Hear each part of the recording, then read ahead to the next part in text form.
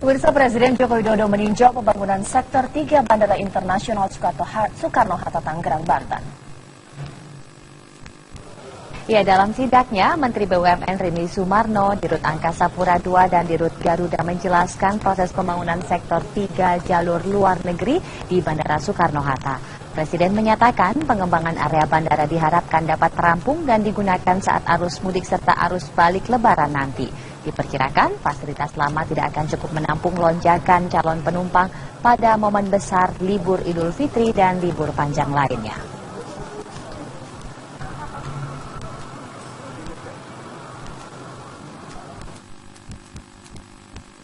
Kejaksaan Agung menginginkan terpidana mati Freddy Budiman dan Mary Jane segera dieksekusi. Tetapi Jaksa Agung ini masih menunggu keputusan peninjauan kembali Freddy Budiman dan juga proses hukum Mary Jane di Filipina.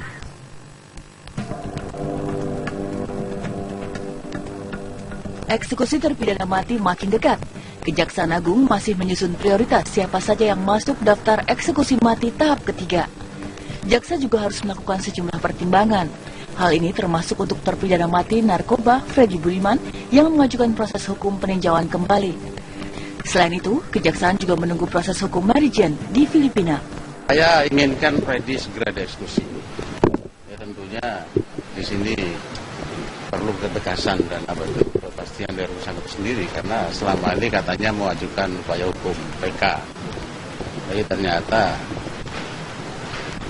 dia mengeluh waktu terus. Nah, tentunya kita tidak mau menunggu terlalu lama.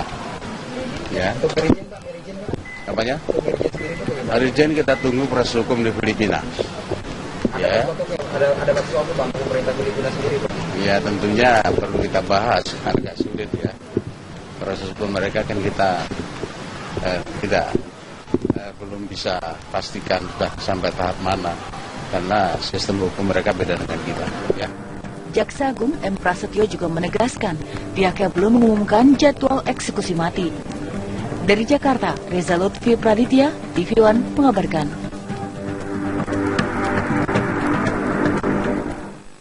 Kita kembali ke Jakarta. Kementerian Lingkungan Hidup dan Kehutanan menyegel 3 pulau reklamasi yang dibangun oleh anak perusahaan Agung Sedayu Group.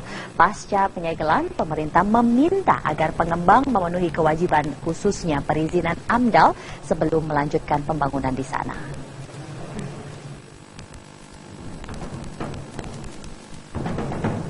Penyegelan terhadap Pulau C, Pulau D, dan Pulau G dilakukan petugas siang tadi berdasarkan surat yang diterbitkan Menteri Lingkungan Hidup dan Kehutanan Siti Nurbaya. Ketiga pulau dikelola oleh PT Kapuk Naga Indah yang merupakan anak perusahaan Agung Sedayu Group. Akibat penyegelan ini, proses pengerjaan bangunan di lahan seluas 1.331 hektar terpaksa dihentikan sementara hingga pengelola memenuhi kewajiban mereka seperti pengurusan AMDAL. Keputusan Menteri Lingkungan Hidup dan Kehutanan Republik Indonesia, Keputusan Menteri Lingkungan Hidup dan Kehutanan Republik Indonesia nomor SK-354-MLHK-9/5/2016 atau 2016 tentang pengenaan sanksi administratif paksaan pemerintah berupa penghentian sementara seluruh kegiatan PT Kapuk Naga Indah pada Pulau 2B atau Pulau C dan Pulau 2A atau Pulau D di pantai utara Jakarta. Keputusan ini ditandatangani oleh Menteri Lingkungan Hidup dan Kehutanan pada tanggal 10 Mei. Sejumlah masalah yang ditemukan dalam pembangunan pulau reklamasi ini diantaranya kehadiran kanal sebesar 105 meter yang tidak sesuai AMDAL, sumber material urukan, dan penegakan pemulihan area terhadap dampak pendangkalan. Penyegelan berlaku selama 125 hari terhitung sejak dikeluarkannya SK Menteri. Pihak pengembang akan dikenai sanksi lebih berat bila tidak memenuhi kewajiban AMDAL yang telah ditetapkan Kementerian LHK. Tim TV One mengabarkan. Masih mengenai reklamasi, Komisi Pemberantasan Korupsi terus mendalami kasus suap raperda reklamasi Jakarta. Richard Halim Kusuma, mantan komisaris PT Agung Sedayu Group, kembali memenuhi panggilan KPK untuk diperiksa sebagai saksi. Sementara Muhammad Sanusi diminta klarifikasi mengenai uang $10.000 Amerika Serikat yang disita KPK ketika menggeledah rumahnya. Dikit dong, Pak. 7 jam diperiksa penyidik KPK, mantan komisaris PT Agung Sedayu Group Richard Halim Kusuma bungkam soal pemeriksaannya hari ini saat keluar dari gedung KPK. Anak dari Aguan alias Sugianto Kusuma tersebut diperiksa soal pembahasan raperda reklamasi dan pertemuan yang dilakukan dirinya dengan Sanusi dan Arisman Wijaya. Selain itu, tersangka Muhammad Sanusi yang juga diperiksa KPK hari ini, ia mengaku diminta klarifikasi soal uang $10.000 Amerika yang disita KPK saat melakukan penggeledahan di rumahnya. Uang tersebut diakui Sanusi merupakan uang terkait hasil bisnis megastruktur Tamrin City. Namun ia tidak menjelaskan secara detail soal uang itu. Dikonfirmasi masalah dana saya yang $10.000 US. Yang dari berangkas ya Pak? Iya, bukan 10 juta yang diberitakan di media ya. Jadi yang benar? Yang benar 10.000. Makanya saya bilang media berhati-hatilah, kan saya dirugikan. Sanusi diketahui pernah menjabat sebagai Direktur Marketing PT Citycon Mitra Tanah Abang, perusahaan yang digandeng PT Jakarta Realty sebagai mitra pemasar Tamrin City. Dari Jakarta, Cynthia Ray Prayogi, TV One mengabarkan. Selamat siang, inilah headline news pukul 12 waktu Indonesia Barat. Saya Aden Mulia. Pemirsa, Presiden Joko Widodo mengingatkan kepala daerah untuk merealisasikan APBD menjadi program yang dirasakan oleh masyarakat. Jokowi mengancam akan membuka daerah mana yang lalai terhadap kewajibannya. Dalam pidatonya di acara penutupan Musrembangnas 2016, Presiden Joko Widodo menyatakan dengan tegas agar kepala daerah segera membelanjakan APBD untuk program yang bisa langsung dirasakan oleh masyarakat. Dana yang nilainya sangat besar tersebut hendaknya dibelanjakan untuk hal-hal yang produktif, seperti pembangunan infrastruktur, bukan untuk biaya perjalanan dinas pejabat. Menurut Jokowi, kesalahan-kesalahan yang lama tersebut hendaknya sudah harus diminimalisir oleh kepala daerah. Kepala daerah harus memikirkan bagaimana dana di APBD dapat menghasilkan belanja modal yang produktif dan berdampak kepada pertumbuhan daerahnya. Setiap daerah juga harus memiliki program yang jelas dan memiliki kekhususan tersendiri.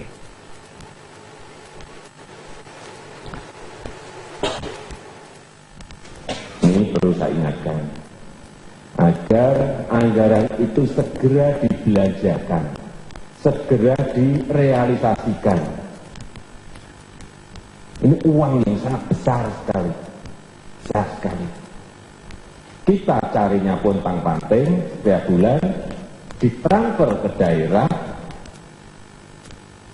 kota, kabupaten, dan provinsi, tetapi di sana justru disimpan, tidak digunakan. Tetapi pada bulan 4 yang lalu saya sudah perintah ke Menteri Keuangan, daerah-daerah yang menyimpan uangnya besar, sudah dirubah. Ada berapa provinsi, berapa kabupaten sudah dirubah ke STN, ke surat utang. Artinya tidak bisa menggunakan uang. Ini karena peringatan tahun yang lalu sudah saya berikan. Uang 220 triliun itu kalau digunakan itu gede sekali. Besar sekali. Menteri Dalam Negeri Cahyokumolo telah melayangkan surat terkait ormas yang dianggap melanggar norma Pancasila. Ormas-ormas tersebut akan ditindak tegas dan ditantang keluar dari NKRI. Cahyokumolo mengakui telah berkoordinasi dengan Kapolri, Jaksa Agung, dan Kepala BIN terkait hal ini. Laporan tentang ormas-ormas yang dinilai telah melanggar aturan tersebut juga telah disampaikan kepada Presiden Joko Widodo. Ormas yang mengancam kedaulatan negara akan dibubarkan hingga terancam hukuman pidana. Saat ini Kejaksaan Agung dan Kepolisian telah memiliki daftar lengkap dan klasifikasi ormas yang melanggar tersebut. Jangan berlindung di toleransi, jangan berlindung di kegiatan-kegiatan kemasyarakatan. Tapi kalau ormas itu secara terbuka sudah menyatakan diri anti Pancasila. Padahal kita ini membuka kesempatan setiap orang berhak untuk membentuk ormas. Ya, tetapi harus ingat ini bagian daripada Negara Kesatuan Indonesia, di mana Pancasila menjadi bagian yang harusnya dasar dari seluruh kehidupan berbangsa dan negara. Nah, untuk ketiga kalinya mantan komisaris PT ASG Richard Halim Kusuma memenuhi panggilan pemeriksaan penyidik di gedung KPK. Richard diperiksa sebagai saksi dalam kasus suap pembahasan raperda reklamasi Teluk Jakarta. Richard datang di gedung Komisi Pemberantasan Korupsi dengan didampingi pengacaranya memenuhi panggilan penyidik. Pemeriksaan mantan komisaris PT ASG ini terkait pemberian hadiah atau janji atas pembahasan raperda zonasi pulau-pulau kecil dan raperda tentang tata ruang kawasan strategis Pantai Utara Jakarta.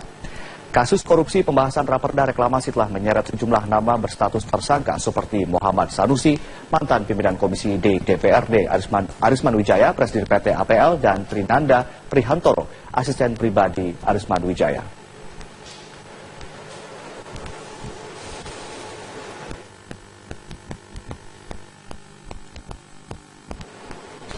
Pemirsa, warga Sulak Deras, Kecamatan Gunung Kerinci, Kabupaten Kerinci, Provinsi Jambi akhirnya membuka blokade jalan setelah pemerintah Kabupaten Kerinci memenuhi janji untuk menormalisasi sungai, membangun turap, dan menutup tambang pasir. Dengan bersenjata lengkap, personel Polres Kerinci akhirnya berhasil membuka blokade jalan yang dilakukan oleh warga secara damai. Tidak ada perlawanan dari warga, bahkan warga turut membantu menyingkirkan kayu-kayu besar yang dipasang untuk memblokade jalan. Terbukanya blokade jalan setelah pemerintah Kabupaten Kerinci yang diwakili oleh BPBD, PU, ESDM, dan Kehutanan menemui warga. Pertemuan juga dihadiri oleh pihak kepolisian dan TNI. Pada kesempatan tersebut, Kepala Dinas Pekerjaan Umum Febrila Kusnomdo mengatakan akan memenuhi seluruh tuntutan warga.